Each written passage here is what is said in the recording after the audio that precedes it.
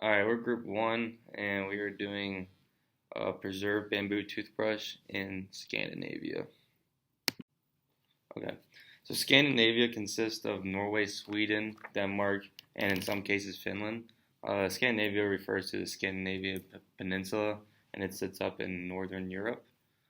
To give you an idea, all the countries are very small. Sweden's the largest, and they only have about 10.35 million people. And each country also has its own native language, Norwegian, Swedish, Danish, and Finnish, but all of them also speak English for the most part. And then some fun facts, Scandinavia is consistently ranked the highest as the world's happiest region, and over 65% of Sweden is forest. Skiing was also invented in Norway about 4,000 years ago, and Denmark has the world's oldest flag. And something else about the flags is all four of these countries actually share a very similar flag, and it's based off the Nordic cross. So that's something kind of cool. There's like different colors.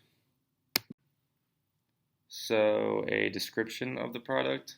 Um, all these countries are pretty big on recycling and very eco-friendly. So we chose a very eco-friendly product, and that is the preserved bamboo toothbrush, which is a biodegradable counterpart to the traditional plastic toothbrush, and it's made entirely from bamboo. And then we chose Sweden mainly because the population is like twice the size of every other country, and then all those countries are also very similar to each other. So there really wasn't, besides population, there wasn't really anything that stood out. And then we chose us to standardize as the product already advertises like what we want, which is an eco-friendly alternative. And then for branding, we'll also standardize focusing on the environmental benefits that our product offers. And then for a slogan, we came up with choose preserved bamboo toothbrush to not only preserve your smile, but to preserve the environment. So the entry strategy we will be using for this product is indirect exporting. So our goods are going to be produced in the home country and then sent to Sweden to be sold in already well-known and successful stores. Indirect exporting is the lowest risk method of entering a foreign market. It's cost effective. We don't have any facilities overseas or employees to pay. It's subtle and less intrusive to the foreign market. We can extend our brand messaging, and it has a long-term outlook. For the STP, we want to target teenagers and young adults. This segment normally cares more about the environment and climate change than others, which is a significant philosophy behind our product. With that being said, we will target high population areas that have a lot of young people and people that we think will buy our product. These locations include various retail and convenience stores in popular cities in Sweden, and we plan to expand after seeing how well the product fares in these specific areas. For our pricing strategy, we use customer-based pricing. Sweden is centered around using clean energy as well as keeping waste at a minimum. So the customer-based pricing was best here. Using this environmentally friendly mindset, we can add value to our product. Using recyclable materials is the main driving force behind this product, which is why it'd be a good idea to use customer-based pricing. For the pricing approach, we use penetration pricing.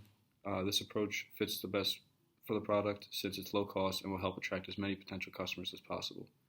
Using this strategy will help preserve, get their brand name across the market, and give customers a low-priced quality good that they can enjoy that also agrees with their own values. To continue on pricing, the reason we use this approach, one of the main reasons we decided to use it is because of the geocentric environment. If this product were to create too much waste, the product would not only fail by unpopularity, but it would also fail through restrictions from the government. Swedish government recently tried ramping up recycling efforts, taxing 30 krona or $3.30 in US dollars per pound of nylon 4, 5, and 6, which is a type of plastic that most common toothbrushes are made with today. As far as the place, we want to launch in grocery stores and convenience stores alongside other products in the market. We want to target larger metropolitan areas with a larger youth population. This is because the younger generation tends to have more empathy towards the environment compared to the older generation. Major cities include Stockholm, Örebro, ICA, or that long Swedish word I'm not going to try to pronounce, is the largest grocer in Sweden. Retailers and the internet will be our main distribution channels. We pick these distribution channels because Preserve is not sold in its own store and can be purchased on the internet from a variety of wholesalers. When it comes to our promotional mix, uh, there are many options, including internet, television, radio, newspapers, and magazines. I think the most viable and effective options here would be the internet and newspapers. This is because newspapers are still very popular in Sweden. It's an inexpensive form of advertising, depending on which newspaper brand you're trying to advertise in.